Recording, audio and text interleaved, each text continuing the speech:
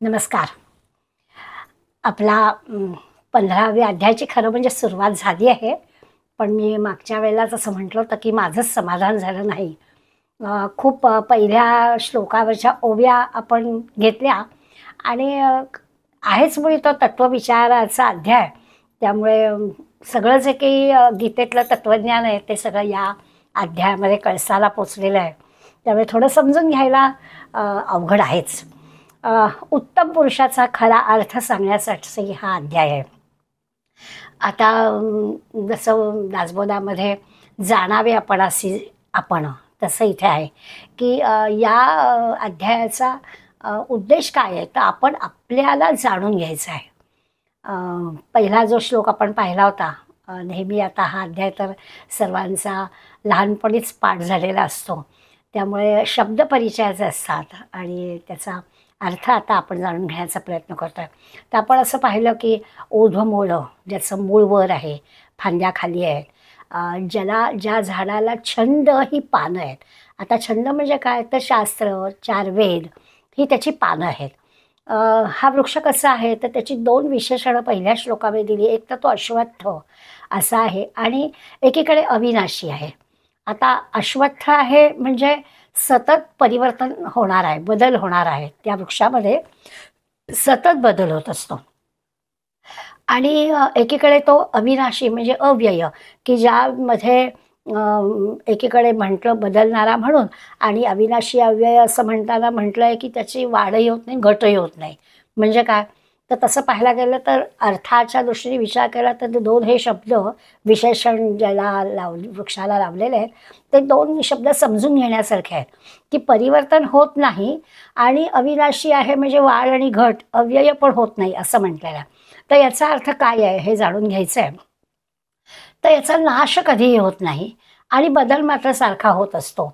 अशा दोन्ही अर्थाने आपण त्याचा विचार करायचा आहे.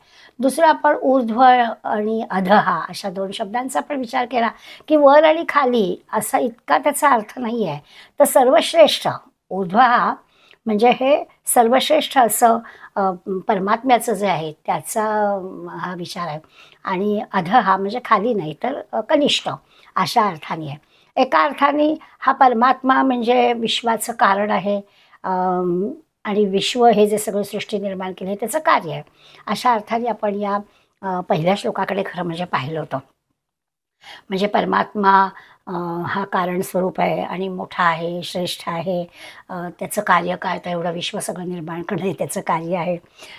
पण याच वेळेला आपण असं पाहिलं होतं की कार्यकारण लटिका हा लटिका हा क्षीण असं मौलीनी म्हटलं. म्हणजे काय तर हे आपण हे कारण आहे आणि हे कार्य आहे. म्हणजे परमात्मा हा करणारा आहे आणि हे जग विश्व जे आहे ते कार्य आहे. अशा ह्या लटिका क्षीणामध्ये राहू नये, याच्यामध्ये काही फार पडू नये. कारण त्याचं असं आहे की सगळं काय ते भगवंतच आहे. म्हणजे करणारा भगवंत आहे आणि जे सगळं केलं आहे त्यातही भगवंतच आहे. हे समजून घेण्यासाठी हे असं कार्यकारण भावामध्ये अडकू नये. त्याचा लटिका क्षीण छान शब्द वापरला आहे की उगाच त्याच्यात अडकलात की अर्थ नाही. हे सगळं जाणणं जे आहे, आता काय काय जाणणं तर ह्याची मुळं ऊर्ध्व कशी आहेत, खाली फांद्या कशा आहेत, किंवा या फांद्या नाळारी पानं म्हणजे आता आपण म्हटलं तसं त्याला शब्द वापरला आहे. त्यांनी छंद पण म्हणजे आता शास्त्र, षटशास्त्र, 4 वेद हे सगळं त्याची पानं आहेत. आणि दोन्ही शब्दांचे अर्थ आपण पाहिले की ह्याच्यात परिवर्तन होणारं आहे आणि कधीही नाश न होणारा असा हा सगळा वृक्ष आहे. हे सगळं जाणणं म्हणजेच काय आहे तर हे जाणणं म्हणजेच वेदांचं सार आहे. वेगळं काही नाही आहे. ह्या वृक्षाची ही जी सगळी रचना आहे ती सगळी समजून घेतली तर ते जाणणं जे आहे ते स्वतःला जाणणं आहे, ते भगवंताला जाणणं आहे आणि ते वेदांनाही जाणणं आहे. यासाठी आता म्हणजे एका अर्थाने आपण तयारी कशी केली पाहिजे तर ज्याचं कोणाचं शास्त्रसंमत जीवन असेल, कारण शास्त्र कळायला हवं असेल, त्याचं आचरण व्हायला हवं असेल, तर आपलं जीवन जे आहे ते शास्त्रसंमत, शास्त्रांनी मान्य असणाऱ्या गोष्टीने हवं. म्हणजे आपण कर्मयोग करतो आहेत तर त्या कर्मयोगाने आपलं अंतःकरण शुद्ध असायला हवं. सकाम जे काही मोह असतात, कामना ज्या असतात, त्याच्यातून आपण बाहेर यायला हवं. शुद्ध, निर्मळ असं अंतःकरण आपलं असायला हवं. कुठला विषयभोग असायला नको, आसक्ती असं हे सगळं गृहीत धरलेलं आहे बरं का. कारण पहिल्या ओळीमध्ये, पहिल्या श्लोकामध्ये ते जेव्हा आपल्याला सांगतात, की हे वेदवित म्हणजे हे वेद जाणण्यासारखं आहे. तर ह्या सगळ्या गोष्टी गृहीत धरलेल्या आहेत, की आता आसक्ती नाहीत, आता विषयभोग नाही, कशाचा दुराग्रह नाही आहे. या सगळ्यातून असा मुक्त झालेला हा जो कर्मयोगी आहे, स्वतःच्या जीवनावर त्याचं सर्व प्रकारचं नियंत्रण आहे. अशा अशा ह्याचं आहे. म्हणजे आपण 6व्या अध्यायात योगी पाहिला. तो हा जो योगी आहे, म्हणजे ज्याचा नियमित योगाभ्यास आहे. यमनियमांचं तो पालन करतो आहे. इतरांशी कसं वागावं, नियमांचं आपण पालन करावं, इतरांना करायला लावावं. किंवा यमनियम, आसन, प्राणायाम या रांगेने जर आपण विचार केला, तर आसनाच्या अभ्यासानं आपलं शरीर चांगलं सबल, स्वस्थ ठेवावं. प्राणायामाच्या अभ्यासानं आपल्या श्वासावर आणि स्वाभाविकच मनाच्या गतीवर नियंत्रण ठेवावं. अशा सगळ्या गोष्टी ज्या अष्टांग योग साधनेच्या संदर्भात आपण विचार करतो, ते सगळं आहे. इतकंच नाही तर आपलं जे मन आहे ते देशकाल वस्तूंमध्ये फिरत असतं. त्या मनाला कुठेतरी एकाग्र करावं, स्थिर करावं. कुठेतरी म्हणजे परमात्म्यावर स्थिर करावं. हे सगळं जे की आहे हे शास्त्रसंमत आहे. शास्त्राने मान्य केलेल्या गोष्टी आहेत आणि तसं शास्त्रमान्य जीवन असेल ना, तर त्या जीवनाला हे जे काही ऊर्ध्वमूळ अधःशाखम अश्वत्थम प्राहुरव्यम हे जे काही संसार वृक्षाबद्दलची माहिती आता सांगणार आहे, ती त्याला समजेल. असा खरा म्हणजे या पहिल्या श्लोकामध्येच आपल्याला आपली तयारी कशी करायला हवी आहे ते भगवंतानी सांगितलेलं आहे. आता यानंतर असं लक्षात येईल की हे सगळं तर हवंच. म्हणजे अष्टांग साधनेच्या द्वारा आपण आत्ता ज्या गोष्टी पाहिल्या त्या तर आहेतच. पण त्याबरोबर आपल्या अंतःकरणामध्ये भक्ती पण असायला हवी. परमात्म्याची प्राप्ती करायला जायचं आहे, तर ती अंतरंगामध्ये भक्ती जागृत झाली की मग काय होतं, कशाहीबद्दल आपली तक्रारच राहत नाही. ह्या ज्या दृश्य जगाबद्दल आपली तक्रार असेल ना, ती तक्रार राहूच शकणार नाही. कारण अंतःकरणामध्ये भक्ती आहे आणि हे सगळं शास्त्रसंमत असणारं आपलं आचरण आहे. अखंड एक समाधानाचा, आनंदाचा अनुभव आपल्याला प्राप्त होईल. अशी सगळी ज्याची तयारी आहे त्याला हे संसाराचं जे काही वृक्ष आहे त्याचा अर्थ कळणार आहे, असं खरं म्हणजे पहिल्या श्लोकामध्ये लक्षात आलेलं आहे. छानपैकी स्वाध्याय करावा, स्वतःला तो स्वाध्याय करताना तपासावं, सत्संग करावा. शास्त्रातले जे सिद्धांत आहेत त्या सिद्धांताचा अर्थ आपोआपच आपल्याला समजायला लागेल.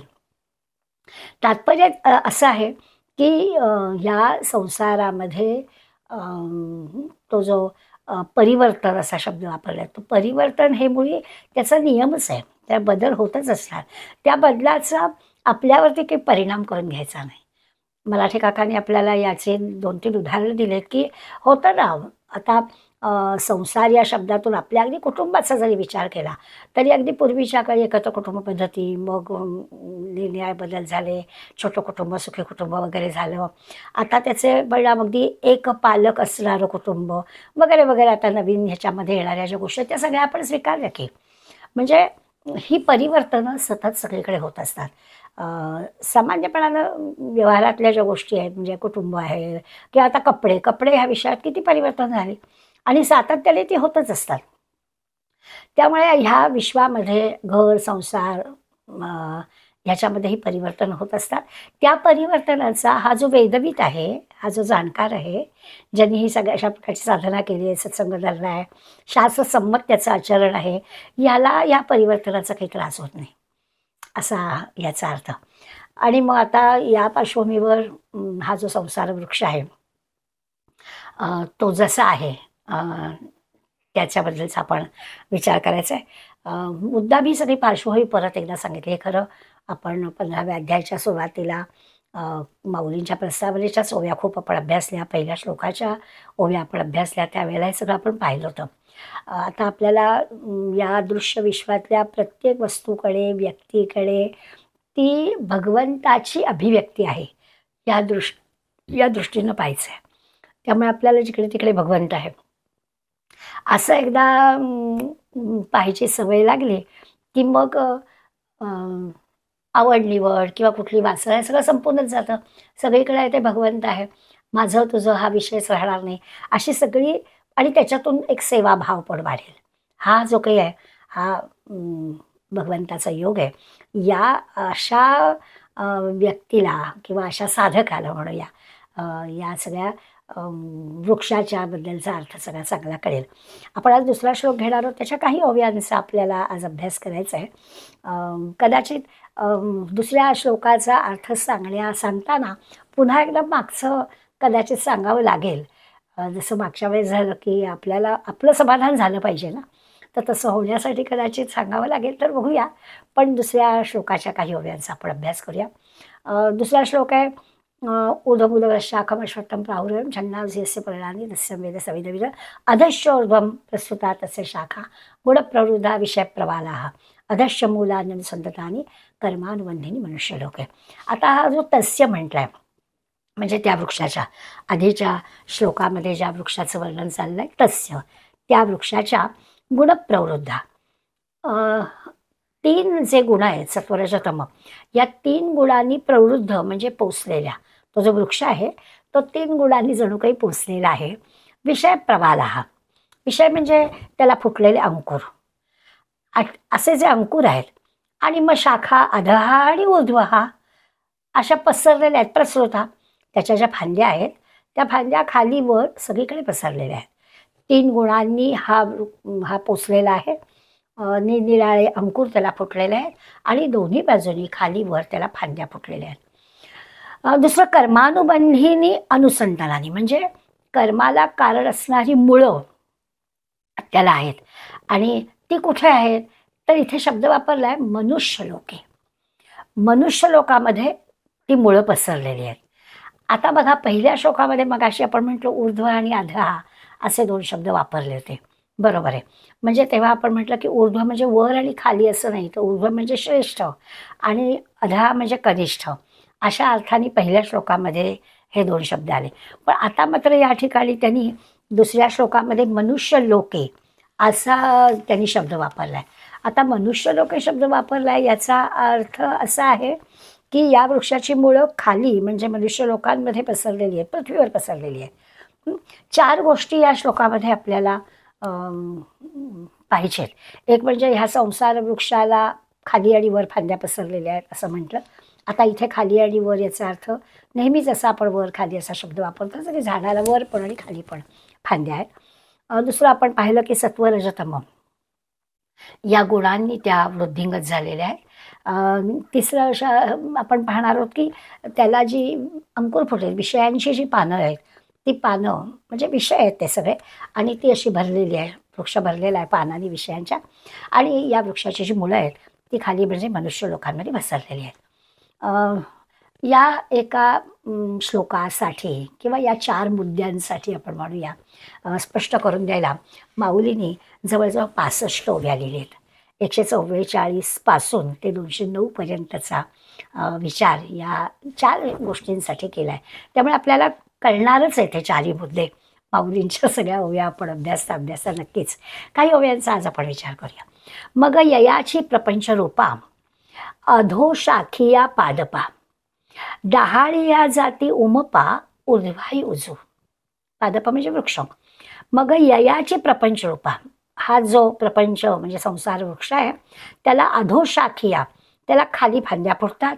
डहाळिया जाती उमपा, उमप म्हणजे पुष्कळ, आणि वरही पुष्कळ. ऊर्ध्वाई उजू, वरती देखील खूप खूप फांद्या फुटतात.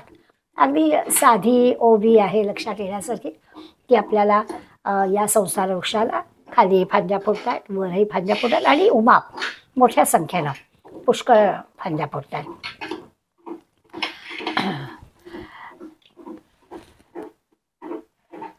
विजयाताई जरा ऑडिओ बंद करता. विजयाताई,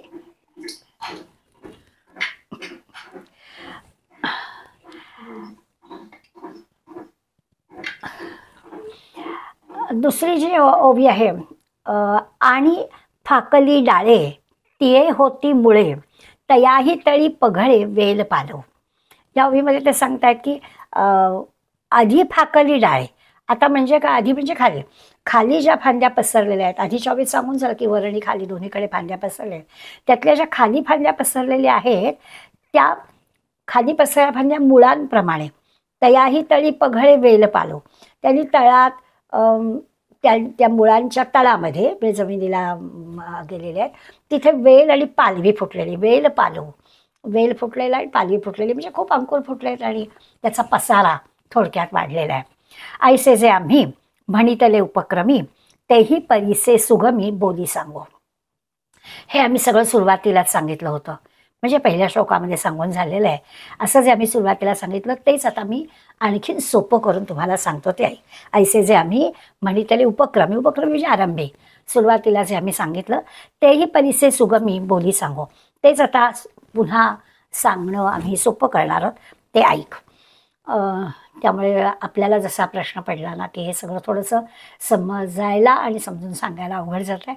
माऊलींच्या पण ते लक्षात आलं आहे. माऊलींनी 146 वेळेस सांगितलं की मी परत एकदा हे सगळं तुम्हाला सांगतोय, सोपं करून सांगतोय. तरी बद्धमूळ अज्ञाने महदादिकी शासने वेदांची थोर वने घेऊन या. आता बद्धमूल खरं म्हणजे तो शब्द असा आहे की आपल्या काय म्हणजे बद्धमुमुक्ष साधक पडला नाही तर बद्धमूल म्हणजे ज्याचं मूळ चांगलं बलवान आहे, पण त्याचं बळकट जरी मूळ असलं तरी ते बळकट मूळ म्हणजे काय तर ते अज्ञान आहे. तरी बद्धमूळ अज्ञाने महदादिकी म्हणजे महत्तत्व. मग अशी आपण शास्त्रसंमत असा 2-3दा शब्द वापरला, त्यामुळे आपल्याला महत्तत्वादी किंवा शासन म्हणजे अष्टधा प्रकृती सगळी सामग्री किंवा वेदांची थोरवणे असं त्याच्या शब्द म्हटलं. वेदाधिक सगळी गोष्टी या सगळ्या तयार झाल्या. म्हणजे आता आपण वृक्षाचं रूपक, पण त्या वृक्षाला आता ही जी पानं फुलं फांद्या आहेत त्याची नावं सगळ्याची पाहणार आहोत की ते असं म्हणणार आहे की वृक्षाचं जे मूळ आहे ते बळकट आहे, बरोबर आहे, पण ते मूळ म्हणजे अज्ञान आहे. आणखीन काय आहे तर त्याच्यापासून ही वेदाधिक थोर शास्त्र धरून महत्तत्वाधिक जी अष्टधा प्रकृती ती तयार झाली. म्हणजे आता ही ज्या मुळानंतर फांद्या तयार झाली आहेत, पालवी फुटलेली आपण म्हणतो आहोत, किंवा त्याच्या आधी सुरुवातीला असं म्हटलं की वेल आणि त्या वेलाबरोबर आणखीन कोळी पानं फुटली आहेत. तर हे जे सगळं काय आहे ही थोर शास्त्र आणि महत्त्व अष्टधा प्रकृती ही सगळी निर्माण झाली. आधी काय झालं अज्ञान आणि अज्ञानातून हे सगळं निर्माण झालं. परी आधी तव स्वेदज जारज उद्भिज अंडज हे बुडवणी महाभुज उठतिचारी. आणि ह्या झाडाच्या बुडापासून मग अशी बद्धमूळ म्हटलंच आहे, या झाडाच्या बुडापासून काय केलं तर हे स्वेदज अंडज जारज आणि उद्भिज या 4 मोठाल्या फांद्या फुटतात. आदितव आणि उठती चारी महाभुज आणि मोठ्या फांद्या फुटल्या. ह्या 4 फांद्या या बुडापासूनच झाडाच्या अगदी मुळापासूनच 4 मोठ्या फांद्या फुटल्या. जया एकेकाचे आणगरे 84 लक्षधा फुटे ते वेळी जीवशाखी फाटे सैंदचे होते. आता ह्या 4 ज्या फांद्या आहेत त्या वाढायला लागल्या आणि त्यापासून 84 लक्ष योनी. आता ह्या 4 आपल्याला दासबोधामध्ये आपण पाहिले त्याला 84 लक्ष फाटे फुटलेले आहेत. आणि त्यावेळी कुठे फाटे तर जीवशाखेला, म्हणजे मूळ मोठ्या 4 फांद्या आणि त्याला आणखीन फाटे फुटले, अनंत फाटे त्याला फुटले. 84 लक्ष योनी ज्या झाल्या ह्या 4 मूळ स्वेदज अंडज उद्भिज वगैरे आणि या 4मुळे बाकी सगळ्या 84 लक्ष योनीच्या शाखा फुटल्या. प्रसवती शाखा सरळिया नाना सृष्टी डहाळिया आड फुटती माळिया जातीची या. आता ह्या ज्या 4 फांद्या मोठ्या फुटल्या बुडापासून या फांद्यांना ह्या अनंत बाकीच्या फांद्या आल्या. त्या कशा आल्या तर त्या आड फुटती माळिया जातीच्या या आडव्या डहाळ्या अनेक प्रकारच्या अनेक जातीच्या अनेक प्रकारच्या आडव्या तिडव्या डहाळ्या फांद्या अशा फुटल्या. बरोबर आहे. 4 मोठ्या फांद्यांना 84 लक्ष योनीच्या फांद्या फुटायचे, त्यामुळे त्या अशा अनंत फांद्या आणि आडव्या तिडव्या अशा अनेक जातीच्या फांद्या फुटल्या. आणखीन काय झालं स्त्री पुरुष नपुसके हे व्यक्तिभेदाचे टके आंदोलती अंगिके विकार भारे. आणि मग नंतर स्त्री पुरुष आणि नपुसक असे व्यक्तिभेद पण निर्माण झाले. आधी मोठ्या 4 फांद्या, त्या 4 84 लक्ष योनीच्या छोट्या मोठ्या फांद्या आणि त्याला आणखीन व्यक्तिभेद निर्माण करणारे स्त्री पुरुष आणि नपुसक हे त्या त्या ठिकाणच्या विकारांमुळे एकमेकाशी ते गुंताडले गेले. म्हणजे त्यांचे आता पुढे आंदोळती अंगिके विकार भारे, त्या विषयांच्या भाराने ते आंदोळायला लागले, ते घोस डोलायला लागले. म्हणजे प्रत्येक प्राण्याच्या वेगळेपणाचं एखादा घोस आणि मग ते स्वाभाविकच ते डोलतायत, आंदोळतायत म्हणजे असं दिसायला लागलं. एकूण हे जे सगळं विश्व आहे ते विश्व असं आपल्याला झाडांमध्ये दाखवलं आहे. या मोठ्या 4 फांद्या, त्याला 84 लक्ष योनी, आणि आता त्याच्यातले जे पुंजके आहेत किंवा ते आत्ता वर्णन केल्याचे घोस आहेत, ते घोस कसले आहेत तर ते स्त्री पुरुष आणि नपुसक विकारांचे विकारे भारे, विषयांच्या भाराने हे असे घोस लागलेले आहेत. आणि ते प्राण्यांच्या वेगळे वेगळेपणाने 84 लक्ष योनीमधले स्त्री पुरुष आणि नपुसक असे 3 घोस निर्माण झाले 84 लक्ष योनीच्या या फांद्यांना. जैसा वर्षा कालू गगनी पाल्हे जे नवघनी, तैसे आकार जात अज्ञानी वेली जाय. आणि मग वर्षा काळामध्ये जसं साधारणपणे पाऊस पडला की नवीन पालवी फुटते, तसं वर्षा कालू गगनी पाल्हे जे नवघनी, वर्षा काळामध्ये नवीन ढग उठतात.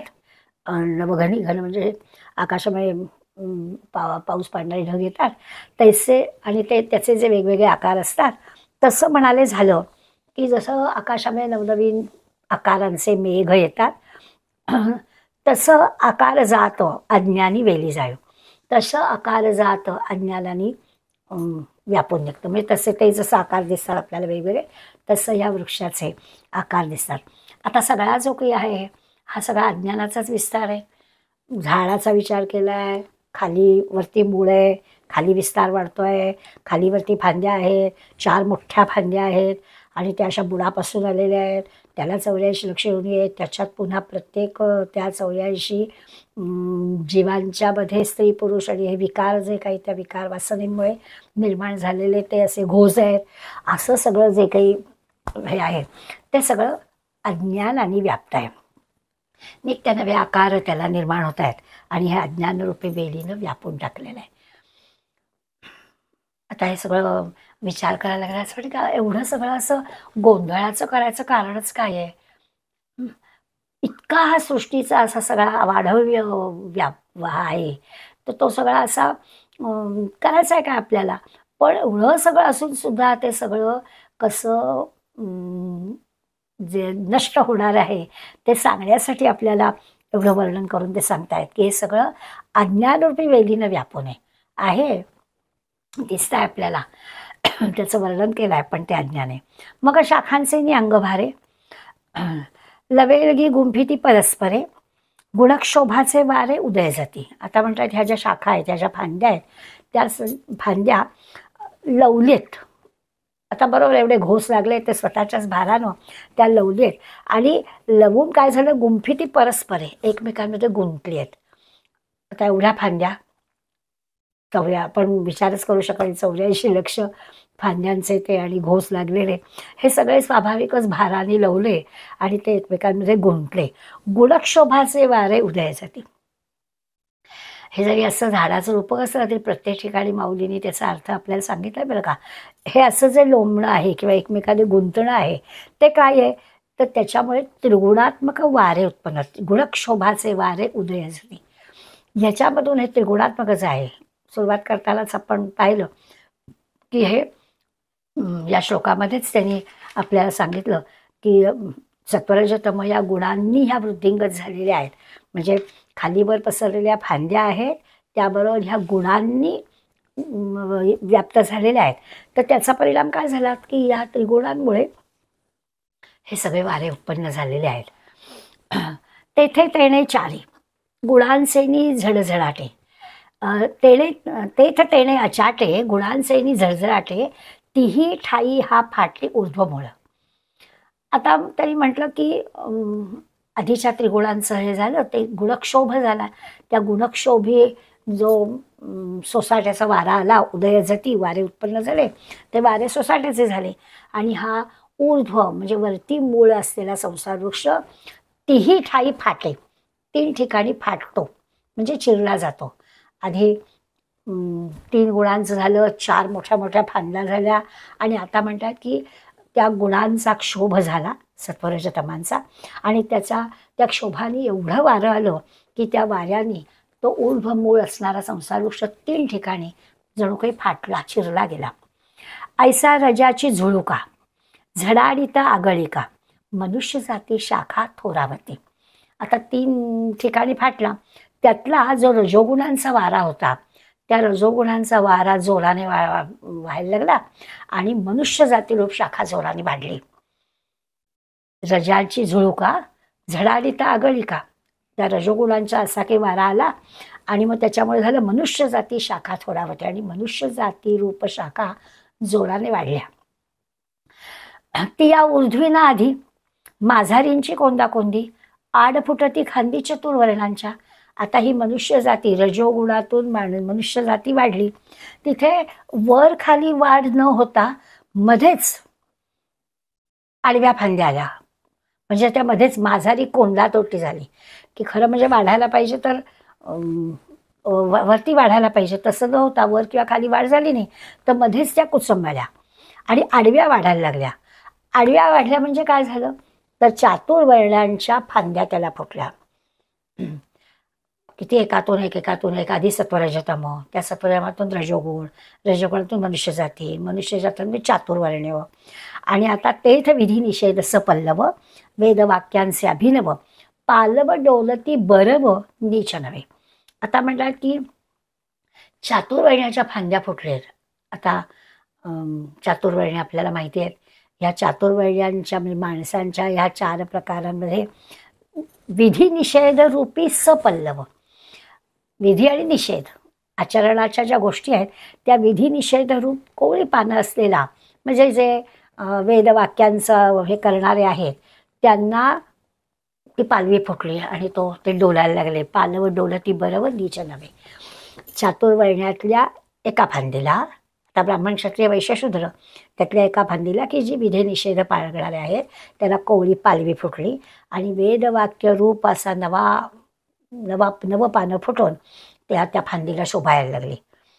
पुन्हा लक्षात घ्यायचं, सत्वरजतम त्या रजोगुणातील मनुष्याचं हे नुसतं मनुष्याचं हे नाही, तर त्या आता आडव्या उभ्या फांद्या न हे खालीवर फांद्या न फुटता आडव्या फांद्या फुटल्या आणि आडव्या फांद्या फुटून त्या चातुर्वर्ण्यांची नवी पालवी फुटली त्याला. त्यातली एका फांदीला अत्यंत कोवळी अशी फांद्या फुटायला लागल्या आणि त्या शोभा नीच नव्हे, रोज नित्य नवी शोभा द्यायला लागल्या. पालव डोलती बरव असा शब्द वापरला, म्हणजे ती पालवी फुटली आणि फार सुंदर शोभा द्यायला लागली. पुढे म्हणाले अर्थू कामो पसरे, अग्रवने घेती थोठारे, तेथ क्षणिके पदांतरे इह भोगाचे. आता काम आणि अर्थ पसरे, अर्थ म्हणजे द्रव्य म्हणूया, काम म्हणजे विषय. ह्या सगळ्या भोगांमुळे काय झालं, वासना विकार पसरायला लागले आणि क्षणिके पदांतरे इह भोगाचे, इहलोकीचे जे क्षणिक भोग आहेत त्या क्षणिक भोगांची अंकुर वाढायला लागली. कशामुळे, आधी वेदवाक्यांचं वर्णन करून झालं, वेदवाक्यांनी पालवी फुटली आणि त्यांनी शोभा आली. आता काय झालं, अर्थ आणि काम, या अर्थकामानी स्वाभाविकच असं झालं की भोगरूपी अंकुर फुटायला लागले. क्षणिक त्या वासना ज्या आहेत त्या काही पूर्ण होणाऱ्या नाही आहेत, त्यामुळे क्षणिकच त्याला कोंब फुटायला लागले. तेथ प्रवृत्तीचे वृद्धी लोभे, खाकरे जनी शुभाशुभे, नाना कर्माचे खांबे नेणो किती. पुढे म्हटलं की एवढंच नाही तर वृद्धी लोभे, कशाची वृद्धी, प्रवृत्तीची. प्रवृत्तीचे वृद्धी लोभे म्हणजे आपल्या संसार सुखाची जी आसक्ती आहे, संसार सुखा वाढतं सुख मिळावं संसारामध्ये याची जी आसक्ती आहे त्याची शुभाशुभ, चांगली वाईट ही त्याला फाटे फुटतात.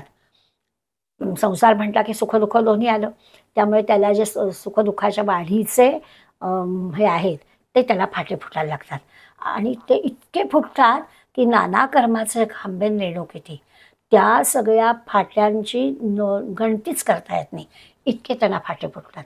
काय त्या झाडाचा विस्तार याचं वर्णन आपल्याला लक्षात येईल. तेवीची भोग क्षीणे मागेले. आता हा असा जो विचार केला आहे त्याच्यामध्ये मागील म्हणजे हे सगळं कशामुळे होतं तर मागच्या भोगांमुळे भोग क्षीणे मागिले पडती देहांतीची बुडस आहे. म्हणजे जन्म जो येतो तो आधीच्या जन्मातल्या भोगांमुळे येतो. त्या मागील भोग देणारे जे कर्म आहे ते कर्म देहरूपी म्हणजे पुन्हा देह टाकला जातो. मग ते देह गळून पडला की नवीन देह येतो आणि नवीन देहाचे फाटे फुटतात त्या मागच्या जन्मातल्या कर्मामुळे. असं सगळं घडतं. त्या देवीची भोग क्षीणे मागिले पडती देहांतीची बुडसळे. बुडसळे म्हणजे अशी शुष्क झालेली काष्ट. तर ते म्हणतात की काय होतं, मागील भोग देणारं हे जे आहे ते क्षय पावतं आणि नवीन देहरूपी हे निर्माण होतं. पण मग मागची जी शुष्क काष्ट ती गळून पडतात आणि पुढल्या नव्या देहाचे फाटे फुटतात. आधीच्या जन्मामधल्या कर्माप्रमाणे या नवीन देहाला फाटे फुटतात. असं ह्या संसार वृक्षाचं वर्णन आहे. खूप सारं आहे. मी मगाशी म्हटलं तसं की 65 ओव्यांचा अभ्यास करायचा आहे, पण एवढा आपल्याला एका दिवशी झेपणार नाही. तर आज आपण असं पाहूया की आत्ता ज्या एवढ्या ओव्या आपण पाहिल्या 145 पासून 144 पासून 160 पर्यंत आणि म्हणजे दोन नाहीच म्हणताय, पहिला श्लोक पूर्ण आणि दुसऱ्यातला अगदीच 2 शब्द एवढाच आपण विचार केला. तर आपण पुन्हा एकदा ना ह्या 15व्या अध्यायामध्ये नेमकं भगवंताला काय सांगायचं आहे त्याचा विचार करूया आणि इतक्याच ओव्यांच्या अर्थांचा अभ्यास करूया. आपण मगाशी म्हटलं की हा जो 15वा अध्याय आहे हा तत्वविचाराचा आहे. त्यामुळे हे आपल्याला आपलं ओझं मुळं माझे शाखम वगैरे दिसतं आहे, पण ह्याच्या मागे भगवंताचा हेतू काय आहे हे आपल्याला लक्षात घ्यायला हवं. या अध्यायाच्या सुरुवातीला प्रस्तावनेमध्ये आपण असं पाहिलं होतं की आपण जेव्हा स्वतःचा उल्लेख मी असा करतो, आपल्याला पण मी मिळालीमय असं म्हणतो. हे जे मी आहे ना, तर भगवंत गीतेमध्ये स्वतःचा उल्लेख मी करतोय.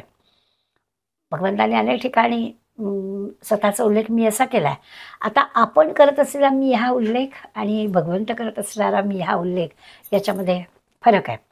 आपण जेव्हा मी म्हणतो तेव्हा या देहाचा विचार करतो, म्हणजे या देहाने मर्यादित असणारं आपलं जे आहे त्याच्यापुरताच आपल्याला मी असं म्हणायचं असतं. आणि भगवंत जेव्हा मी असं म्हणतो तेव्हा तो सर्वांना व्यापून उरलेला आहे, म्हणजे ज्याला सर्वसमावेशक असं म्हणतो त्या अर्थात तो म्हणतो. आणि आपला हा जो अध्याय आहे उत्तम पुरुष असं पुरुषोत्तम योग असंच म्हणताय त्याला, तर तो उत्तम पुरुष या अर्थानं त्यांनी मी असं म्हटलेलं आहे. त्यामुळे भगवंताच्या मुखी असणारा मी आणि आपण ज्याला मी म्हणतो ह्याच्यातला फरक आपण लक्षात घ्यायचा आहे. तसं म्हटलं तर आपण भगवंताचे अंश असं म्हणायला हरकत नाही. त्या आपला मी सुद्धा उत्तम पुरुषच, पण आपण काय केलं, आपण भगवंताच्या म्हणजे भगवंताला पण आपल्यासारखं मर्यादित करून टाकलं. तर आपल्याला त्या भगवंताच्या या अशा सर्वसमावेशक या अर्थाचं लक्षात येत नाही. तर ते करून द्यायचं आपण तुलनात्मक दृष्टीनं विचार करायचा की मी असं म्हणतो तर मी काय आणि भगवंत जे मी म्हणतो आहे ते मी काय आहे. आणि हे पटवण्यासाठी हा 15वा अध्याय आहे की भगवंताचा जो सर्वसमावेशक असा मी आहे ना, भगवंत सगळीकडे आहेच आहे ना, त्या भगवंताची ओळख करून घेण्यासाठी हा 15वा अध्याय आहे. म्हणजेच थोडक्यात आपलं खरं स्वरूप जाणावे आपण असे आपण जे म्हणतोय ना, त्याच्यासाठी हे शास्त्र जाणणं, ह्याला भगवंतांनी गुह्यतम ज्ञान म्हटलेलं आहे, गुह्यशास्त्र म्हटलेलं आहे. म्हणजे भगवंताचा मी आणि आपला मी खरं म्हणजे एकच आहे हे जाणायचं. आणि हे जाणायचं जे शास्त्र आहे, म्हणजे आधी सुरुवात करताना मी म्हटलं की हे दोन मी कसे भिन्न आहे, आता मी असं म्हणते की हे दोन्ही एकच आहेत. हे जे जाणणं आहे हे जाणणं, आणि हे जाणणं म्हणजे कसं, तर जणू काही 4 वेद, त्यात सगळी उपनिषदांचं सार आपण गीतेच्या प्रत्येक अध्यायाच्या शेवटी म्हणतो की नाही, तर ह्या 4 वेदांचं सार म्हणजे उपनिषद किंवा उपनिषदांचं सार म्हणजे भगवद्गीता आणि भगवद्गीतेचं सार म्हणजे हा विचार, म्हणजे 15व्या अध्यायातला हा जो विचार आहे तो विचार. आपल्या मराठी काकांनी एक आपलं व्यवहारातलं उदाहरण दिलं की बाजारातलं तांदूळ की आपण आणतो आणि खात नाही की, तो पण निवडतो, धुतो, अग्नीवर म्हणजे शिजवतो आणि योग्य त्याची योग्य पद्धतीनं खाण्याला योग्य करून मग ते आपण खातो. तसं म्हणाले हे ज्ञान आहे. नुसतं ऐकून आणि वाचून नाही आपल्याला यायचं. वाचतोय आपण न्याय पुस्तकातून, श्रवण करतोय आपण, पण तरी ते नाही समजायचं. तर ते समजायचं नाही ह्याचं कारणच आहे की ते कच्चंच आहे. ते कच्चं धान्य जसं आपण खाणार नाही ना, त्याच्यावर प्रक्रिया करावी लागते ना, तसं ह्याचं सातत्यानं चिंतन करायला लागेल. सारखं विचार बुद्धीला ते पटवून घ्यावं लागेल, समजून घ्यावं लागेल. ते आपल्या हृदयामध्ये उतरवावं लागेल. तेव्हा मग आपल्याला थोडंसं लक्षात येईल. आणि हे करण्यासाठी त्याचं म्हणजे त्याचं रूपांतर भक्तीमध्ये करणं, भक्तीचं रूपांतर शरणागतीमध्ये करणं, आपल्या आचरणातून सेवा रूपानं ते करणं. तेव्हा मग आपल्याला या हे जे जाणणं आहे ते काय जाणायचं ते आपल्याला कळलं आहे. पण ते जाणायचं इतकं अवघड आहे की मी आणि भगवंत, आणि असं तरी म्हटलं की माझ्यातला मी, भगवंत ज्याला मी म्हणतोय तो, आणि माझ्यातला मी, हे दोन्ही जाणणं हे कसं होईल. तर खरं आहे भक्तीमध्ये पूर्णपणानं शरणागती आहे, सेवा आहे, जराही अहंकार शिल्लक राहत नाही. अशा वेळेला या 15व्या अध्यायाचा अर्थ कळेल. त्याला त्या साधकाला हा पुरुषोत्तम योग काय आहे तो कळेल. अगदी शब्दांच्या सहाय्याने कळेल. रूप आणि स्वरूप आपल्याला कळतं.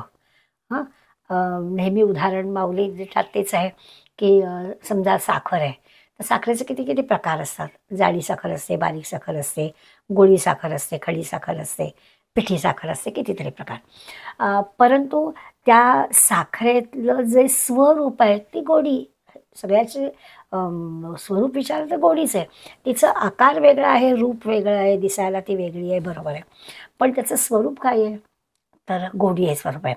तसं आहे की ही सगळी विविध रूपामध्ये भगवंत आहे, पण त्याचं जे स्वरूप आहे ते एकच एक आहे. त्याला ओळखणं. आता व्यवहारातलं साखरेचं उदाहरण दिलं की आपल्याला कळेल, किंवा आपलं स्व म्हटलं की हे जे काही आहे रूप आहे हे वेगळं आहे, पण आपलं स्वरूप काय आहे तर स्वरूप आपलं ईश्वर आहे. हे जाणणं. आता नुसतं शब्दांच्या सहाय्याने जाणणं वेगळं, आणि खरोखर त्या जाणण्या म्हणजे जाणण्यानी होणारं जे आपलं आचरण आहे त्या आचरण वेगळं असं आपल्याला कळेल. या सगळ्या म्हणजे याचं वर्णन जर आपण हे केलं, भगवंतानी जे काही स्वरूप कळावं म्हणून वर्णन केलेलं आहे त्याचा विचार केला तर जीवाचं रूप आणि जीवाचं स्वरूप हे लक्षात घ्यायचं. आता कळेल आपल्याला. आपण जीव शब्द जो वापरतो तो चैतन्यासाठी वापरतो. मग जीवाचं रूप काय आहे तर जीवाचं रूप आहे देह, आणि जीवाचं स्वरूप काय आहे तर तो ईश्वर आहे. शब्द जीवच आहे. म्हणून माझा अगदी जीव कासावीस झाला म्हणजे काय झालं तर जीव कासावीस झाला म्हणजे त्याचं जे रूप आहे म्हणजे देह आहे या संबंधी आपण बोललो, आणि त्याचं जे स्वरूप आहे ते म्हणजे ईश्वर आहे. असं जीवाच्या रूपाचा जर विचार केला तर आपल्याला कळेल. बरं, रूपात बदल होतो. आपण पाहिलं की रूप जे आहे ते बदलतं. तुमचा आमचा अनुभव पण आहे. आपण जरी आपल्या 60-70 वर्षाच्या ह्याचं पाहिलं तरी कळतं की रूपामध्ये बदल होतो. याला जाणं येणं पण आहे. देह असणार आहे, देह नसणार आहे. देह परिवर्तन पण होतं, बदलत पण होतो, जाणं येणं पण त्याला असतं. पण जे स्वरूप आहे त्याला बदल नाही, त्याला परिवर्तन नाही, त्याला जाणं येणं नाही. असा रूप आणि स्वरूपामधला फरक आपल्या लक्षात येईल. हे जाणायचं आहे. स्वरूपाचा नाश होत नाही, स्वरूपामध्ये बदल होत नाही, स्वरूपाला येणं जाणं नाही, याचा माहिती करून घ्यायची. आणि 15व्या अध्यायातून आपण पहिल्या श्लोकामध्ये पण हा विचार थोडासा केला होता. सारखं ते संसार वृक्षाचं वर्णन आता पुढे अनंत ओव्यांबद्दल आपल्याला ते पाहायचंच आहे. पण तो जो मगाशी जो अश्वत्थ असा शब्द आपण पाहिला, हे ना कठोपनिषदामधलं मधलीच कल्पना त्यांनी गीतेमध्ये घेतली आहे. कठोपनिषदामध्ये अश्वत्थ वृक्ष पिंपळ किंवा वड याच्यासाठी तो वापरला आहे. आणि त्याच्यामध्ये दुसरा पण अर्थ अश्ववत्तिष्ठती असं पण दिलं आहे. म्हणजे अश्वत्थ हा जो वृक्ष दिला की परिवर्तन त्याच्यात होत नाही म्हणून. आणि अश्वत्थ म्हणजे अश्व म्हणजे घोडा, तर त्याचा पण वर्णन काय की घोडा नेहमी म्हणे उभाच राहतो, म्हणजे झोपतो सुद्धा तो उभ्या उभ्याच. तर तसं परिवर्तन होत नाही याच्यासाठी अश्वासारखा म्हणून अश्वत्थ असं नाव उपनिषदामध्ये याला दिलं. तर इथे पण आपल्याला पण ह्याच्यापेक्षा असा तो दुसरा अर्थ आपल्याला जास्त समर्पक वाटतो. किंवा श्वचा अर्थ उद्या असा आहे आणि अश्वत्थ तर याचा अर्थ असा आहे की ते कायमस्वरूपीने सारखं परिवर्तन होत असतं ना, म्हणजे बदल होत असतो ना, म्हणजे उद्यापर्यंत पण जे टिकत नाही असं सतत सारखं परिवर्तनशील बदलतं चंचल असणारं, यासाठी तो शब्द वापरला आहे पहिल्या श्लोकामध्ये. त्याचा विचार पुन्हा पुन्हा हे शब्द आठवले आणि ते आपण अध्याय म्हणता म्हणता त्या शब्दांचा अर्थ जर मनाशी धरला तर आपल्याला या सगळ्या गोष्टी कळायला थोडंसं सोपं जाईल. 111वी ओवी आपण पाहिली होती. श्व म्हणजे उखा तोवरी एकसारिखा नाही, म्हणजे उद्या पण तसाच तो राहत नाही. निर्वाहो यया रुखा प्रपंच रूपा, म्हणजे माऊलींनी जे मुद्दाम उदाहरण आपल्याला पटवलं की हा संसार वृक्ष कसा आहे, वर खाली फांद्या वगैरे सगळं ठीक आहे. आणि आपण नेहमी आपल्या फॅमिली ट्री काढताना जसं काढतो की वरती आपल्या मूळ पुरुषाचं नाव, जे की आपल्याला जेवढ्या पिढ्या माहिती आहेत साधारणपणे आजोबांचे वडील म्हणजे आपल्या पंजोबांपण माहिती असतं, मग त्यांचं नाव, मग त्यांची मुलं, मग त्यांची मुलं, असं आपण खाली खाली काढत जातो. तर तसं सर्वश्रेष्ठ जे आहे ते वरती अशा पद्धतीने आपण हे करतो. तसं ह्या वृक्षाचं समजुतीसाठी त्या वृक्षाचा अर्थ असा आपल्याला लावायला हरकत नाही. माऊलीने आणखीन एक उदाहरण दिलं आहे, त्याची पण आपण मुद्दाम पुन्हा एकदा स्मरण करूया. माऊलीने सोन्याचं उदाहरण दिलं की दागिने अनेक असतात, प्रत्येक दागिन्याला आकार असतो, नाव असतं, काहीतरी त्याचा उपयोग असतो, पण सगळ्यामध्ये सोनंच असतं. त्या सोन्याला त्या दागिन्यांमुळे काहीतरी एक नाव मिळालेलं असतं. पण सगळ्या दागिन्यांचा विचार केला तरी सोनं सगळ्यामध्ये आहेच, हे सोन्याशिवाय नाही. तसं सगळीकडे परमात्मा आहेच, त्याचे आकार वेगळे आहेत, रूप वेगळं आहे, नाव वेगळं आहे, सगळं भिन्न भिन्न आहे. पण त्या या दृश्य जगामध्ये तो परमेश्वर आहे. तो परमेश्वर ओळखण्यासाठी या अशा प्रकारच्या उदाहरणांची आठवण पुन्हा पुन्हा आपण करायची. आणखीन शब्द सांगितला, हे आता परिवर्तन होणारं म्हणून सांगितलं. जग सारखं बदलत असतं. म्हणजे आता आत्ता जरी म्हटलं सोन्याचं उदाहरण तरी त्याच्यात परिवर्तन होत असतं. मूळ सोनं तसंच आहे, तसं ईश्वर तसाच आहे, परमेश्वर तिथेच आहे, बाकीच्यात बदल होत असतो. जसं पाण्याचं उदाहरण माऊलीने दिलं की पाण्याचे ढग बनतात, त्या ढगातलं परत पाणीच असतं. आणि हे जलचक्र ज्याला म्हणतो, सृष्टीचक्र ज्याला म्हणतो, ते सतत चालू असतं. एक गोष्ट नाहीशी होते, दुसरी निर्माण होत असते. हजारो वर्ष ती गंगा नदी वाहतेच आहे. तिच्या म्हणजे अनेक ऋषीमुनींनी तिच्या काठी तपश्चर्या केली. अगदी त्रेतायुगात रामाच्या काळामध्ये सुद्धा ती होती, द्वापार युगामध्ये भगवंताच्या म्हणजे श्रीकृष्णाच्या काळात पण ती होती, आजही ती आहे. आणि क्षणोक्षणी तिचं पाणी बदलतच आहे, सतत ते समुद्रामध्ये विलीन होत आहे, नवं पाणी जुन्याच्या ठिकाणी येत आहे. आता असं जरी असलं तरी ते काही बदल होतोय असं कमी जास्त होतं आहे एवढंच. त्या पाण्यामध्ये मग लाटा आहेत, उतारावरती त्याचे चढ उतार आहेत, अनेक नद्या येऊन मिळत आहेत, मध्ये सरोवर असतील, तळी असतील, नावं वेगवेगळी असतील, परंतु प्रत्येक ठिकाणी जल हे तर एकच आहे. तसं प्रत्येक ठिकाणी ईश्वर एकच आहे. आणि असं प्रत्येक ठिकाणी ईश्वर एकच आहे, तो ज्याला कळतो तो वेदवित म्हणजे जाणकार, यपश्यती सपश्यती असं जे म्हटलंय. मग त्याला आपल्याला उपादान कारण आणि निमित्त कारण वगैरे दिलं.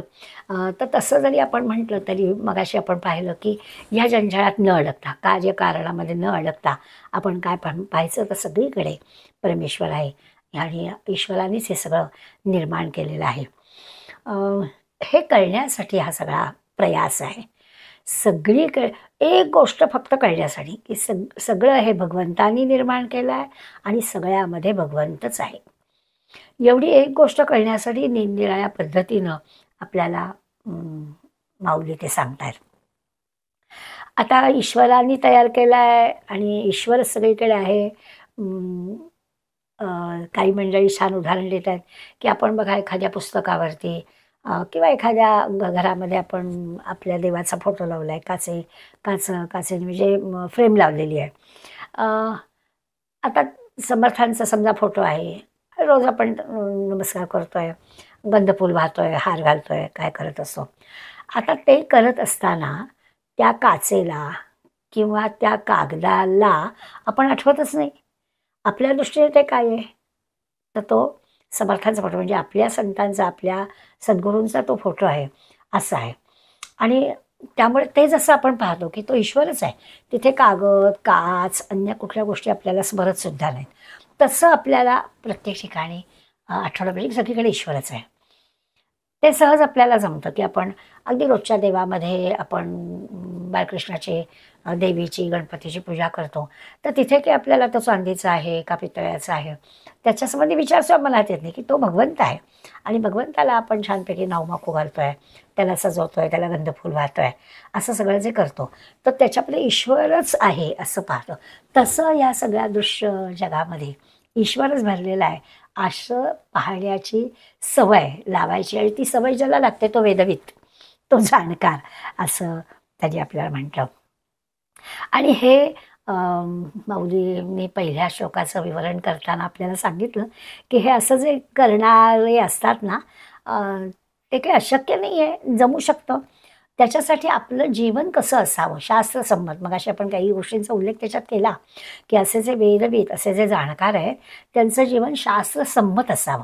शास्त्रांनी सांगितलेल्या गोष्टींचा अंगीकार करणाऱ्याला हे सहज प्राप्त होईल, असं खरं म्हणजे माऊलींना सांगायचं आहे. आणि नेहमीच म्हणजे यापूर्वी 15व्या अध्यायापर्यंत येताना आपण ज्या ज्या गोष्टी पाहिल्या, अगदी सुरुवातीला आपण ज्ञानाची 13व्यातली अध्याय लक्षणं पाहिली आहेत, दुसऱ्या अध्यायातली सांख्ययोगातली आपण लक्षणं पाहिली आहेत.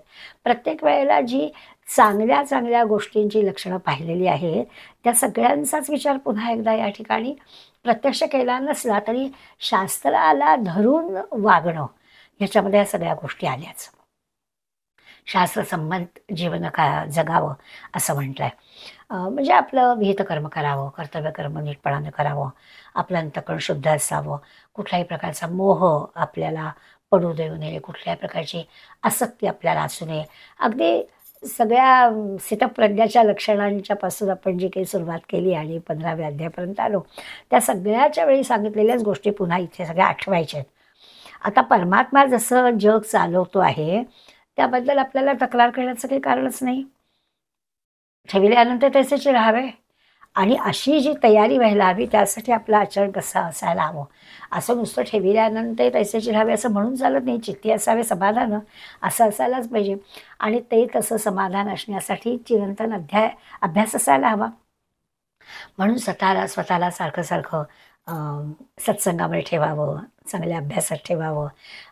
तसं म्हटलं तर परिवर्तन हा नियम आहे आणि मग तो परिवर्तन नियम आहे तर तो तसा स्वीकारायला हवा. ते जगात बदल होणारच असतात. आपण म्हणू तसं सगळं चालणार आहे असं नाही आहे. अगदी भोवतालच्या प्रत्येक गोष्टी जशा आहेत तशा स्वीकारायची आपली तयारी असायला पाहिजे. आणि ते सगळं प्रेमाने व्हायला हवं. ही सगळी तयारी करण्यासाठी म्हणजे मी मगाशी म्हटलं तसं की एकच वाक्य आपल्याला शिकवायचं आहे की हे सगळं भगवंताने निर्माण केलं आहे आणि या सगळ्यामध्ये भगवंत आहे. एवढ्या वाक्यासाठी आपल्याला हा सगळा एवढा खटाटोप माऊली सांगतात. निरनिराळे बदल आहेत ते सगळे कसे स्वीकारावेत सांगितले आहे. आणि सगळ्यांकडे, वस्तूकडे, व्यक्तीकडे, भगवंताकडे बघण्याची आपली दृष्टी कशी असायला पाहिजे. म्हणजे ही सगळी भगवंताचीच अभिव्यक्ती आहे. जे काही आहे ती सगळी अभिव्यक्ती भगवंताची आहे असा ठाम आपला जर पक्क मत झालं तर हे सगळं सोपं होईल असं होईल. पण इतर विचारांना काही वाव देण्याचं कारण नाही. फक्त परमात्मा 6 वेदवित त्याला जाणायचं, ते जाणणं म्हणजे हे काम आहे. आता आधी ऊर्ध्व आणि अधळा झालं होतं आणि मग मी असं म्हटलं की या श्लोकामध्ये म्हणजे दुसऱ्या श्लोकामध्ये मनुष्य लोक असा शब्द वापरला. तर आता मनुष्य लोकांच्या संदर्भात ऊर्ध्व आणि अधः तो पण आपण थोडासा विचार करून ठेवूया, कारण पुढल्या ओव्यांमध्ये आपल्याला त्याचा उपयोग होणार आहे. तर त्यांनी असं म्हटलं की वर खाली ह्या वृक्षाच्या फांद्या पसरल्या. मग वर खाली म्हणजे काय, तर भूः भुवः स्वः जनः तपः सत्यम, हे सगळे जे आहेत ना, हे जे 7 लोक आहेत ते ऊर्ध्व. आणि अधः काय, तर तल सुतल अतल वितल तलातल पाताल महातल, हे जे 7 आहेत हे अधः. म्हणजे 14 भुवनांचा जो विचार, त्याचबरोबर पण आपल्याला हे सगळे शब्द गेलेले आहेत. तर 7 ऊर्ध्वतल आणि 7 अधः, अशी जी 14 भुवन आहेत, ही 14 भुवन म्हणजे 14 लोक. आता ही 7 मनुष्य लोकाच्या वर 7 आणि मनुष्य लोकाच्या खाली 7. इथे मनुष्य लोके असा शब्द जो वापरलाय त्याच्यामध्ये हा सगळा अर्थ अभिप्रेत आहे की मध्ये मनुष्य लोक, वरती 7 आणि खाली 7 अशी 14 भुवन आहेत. आता ह्याच्यातला आणखीन अर्थ काय, तर मनुष्य लोकाच्या वर खाली म्हणजे मनुष्य लोक ही मधली शाखा झाली. त्याच्या वरची जी शाखा आहे ती देव गंधर्व यक्ष किन्नर वगैरे वगैरे, आणि खालची जी आहेत अतल वितल वगैरे म्हटलं ते सगळे म्हणजे पशु पक्षी कीटक वृक्ष पाषाण असे सगळे. आपण त्रिगुणात्मक सृष्टीचा विचार केला तर त्रिगुणात्मक सृष्टीमध्ये माणसापेक्षा ज्या निकृष्ट योनी आहेत त्या निकृष्ट योनींचं कर्म पण चालूच असतं. आता त्यांचं म्हणजे पशुपक्षी आहेत, त्यांच्यामध्ये मी करता असा भाव नसतो, ते सगळं कर्म करत असतात. आपण शांतपणानं जर पाहत बसलो ना तर आपल्याला दिसतं की अंगणामध्ये काही पक्षी काय मातीतले किडेबिडे गोळा करत असतात. तर त्यांचं ते रोजचं काम आहे, ते येतात हे करतात, कुठे घरटं बांधलेलं असते पिल्लांना खायला घालायला जातात. पण या सगळ्या ह्याच्यामध्ये त्यांची अहमची म्हणजे मी करता अशी काही भावना नसते, अशी काही भूमिका त्यांची नसते. त्यामुळे त्यांच्या कर्माची फळं निर्माण होण्याचा प्रश्नच येत नाही. त्यांच्या त्यांच्या प्रारब्धाप्रमाणे त्यांना तो जन्म आलेला असतो, त्याची फळं भोगून झाली की ते जीव पुन्हा त्या मनुष्य योनीमध्ये येतात. नीट लक्षात घ्यायचं, मनुष्य लोकामध्ये आहे.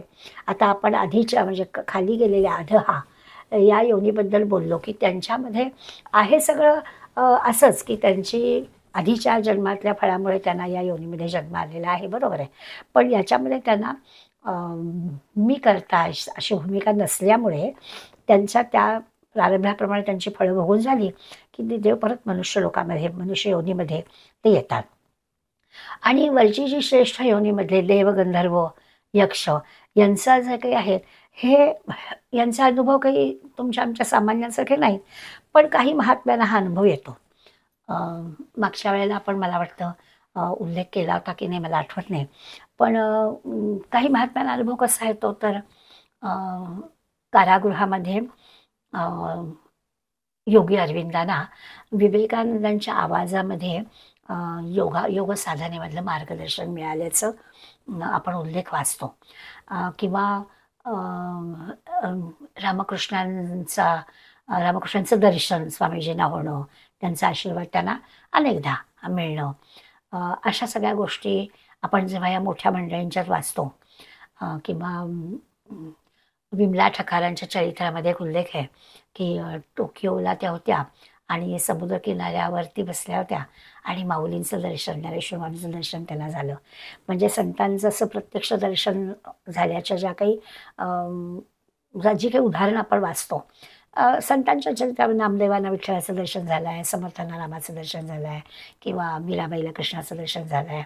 आता यांची काही ह्या सगळ्या ज्या गोष्टी आहेत त्या काही अशा काल्पनिक नाही आहेत, काही खोट्या नाही आहेत, काही त्यांचे प्रत्यक्ष तसे अनुभव आहेत. ह्या सगळ्यांचा जो हा अनुभव आहे तुकाराम महाराजांना चैतन्याने म्हणजे बाबाजी चैतन्याने स्वप्नामध्ये दर्शन दिल्याचे उल्लेख आहेत. तर ह्याच्यामधून त्यांच्यात झालेला जो आमूलाग्र बदल आहे तो आपल्याला कळला. तर ही सगळी जी आहे ना ती देव गंधर्व यक्ष योनीमधले योनीसुद्धा कर्मयोगीच आहेत, कर्मयोनीच आहे ती. मनुष्य लोकांच्या वरची जी योनी आहे ती पण कर्मयोनीच आहे, पण कर्माचं फलस्वरूप ती प्राप्त होते. आणि मग ती सकाम कर्म घडत तिथे काही सकाम कर्म घडत नसल्यामुळे तिथे कर्मफल निर्माण होत नाही. हे जे आता आपण सगळी उदाहरणं पाहिली ह्याच्यामध्ये त्यांना काही मिळवायचं नव्हतं.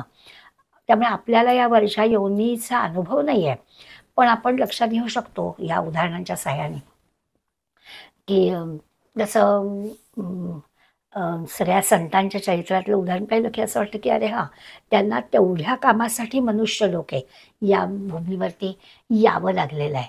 म्हणजे ते त्यांच्या अ, प्रारब्धातल्या किंवा त्यांच्या गतजन्मीच्या ह्याच्यामुळे ते आलेले नाही आहेत. तर या मनुष्य लोकाला प्रगतीपथावर नेण्यासाठी किंवा त्यांना मार्गदर्शक म्हणून त्यांना यावं लागतं. यासाठी वरची मंडळी खाली येणं आणि खालची मंडळी पुन्हा मनुष्यलोकात येणं यासंबंधीचा जो विचार आहे तो आपल्याला या दृष्टीने कळेल. अ, आणखीन गुणप्रवृद्धा असा शब्द वापरला ना, तर या शाखा गुणप्रवृद्धा म्हणजे संसार वृक्षाची जी मूळ शाखा आहे, तर ती काय आहे? तर सगळी जी काही संपूर्ण देवयोनी, मानवयोनी, तिर्यक योनी अशा 3 ज्या ह्या आहेत, त्या देवयोनीमधले सगळे जीव ऊर्ध्व आणि ह्याचे तिसरे ते तिर्यक योनीतले जीव म्हणजे सगळे अधः. हे जे आपण पाहिलं तर वृक्षाचं वर्णन करताना त्याला जे काही खत पाणी मिळालं आहे, ते मिळाल्यामुळे फुलं म्हणजे त्याच्या फांद्या वाढल्या, त्या फांद्यांना काय फुलं पानं आली, फळं आली. तसं या गुणरूपी फांद्यांमुळे संसार वृक्षाच्या फांद्या वाढल्या. आता वर्णन कसं केलं की 3 गुणांचं वर्णन केलं. मनुष्यलोक आहे. मनुष्यलोकेच्या ऊर्ध्व आणि अधः आणि हे तिन्ही 14 भुवनं कशी आहेत त्याचा उल्लेख केला. याच्यातून आपल्या लक्षात येईल की हे सगळं कर्मानुबंधिनी मनुष्यलोक आहे. मनुष्यलोकामध्ये येण्यासाठी काय करायला लागतं? तर दोन्ही बाजूच्या ह्यानी त्या खालच्या अधः असणाऱ्यांना मी करता असा भाव नसल्यामुळे ते मनुष्यलोकात येणार आणि वरच्यांना पण त्यांचा काही या मनुष्यलोकामध्ये येण्यासाठीचा काही प्राक्तन नाही आहे, तर ते मार्गदर्शन करण्यासाठी म्हणून येणार. अशी दोन्ही बाजूची उदाहरणं आपण लक्षात घेतली तर आता इथून पुढल्या ज्या ओव्या आहेत त्या आपल्याला लक्षात येतील. खरं म्हणजे दुसऱ्या श्लोकातल्या 65 ओव्यांचा अभ्यास करायचा आहे. त्यातल्या आपण 57 ओव्या घेतल्या. आपण काकांच्या ओव्या पुन्हा एकदा ऐकूया म्हणजे थोडासा अर्थ कळेल. 144 पासून 160 पर्यंतच्या ओव्यांचा आज आपण अभ्यास केला. पुढल्या शुक्रवारी पुढल्या ओव्या घेऊया. धन्यवाद.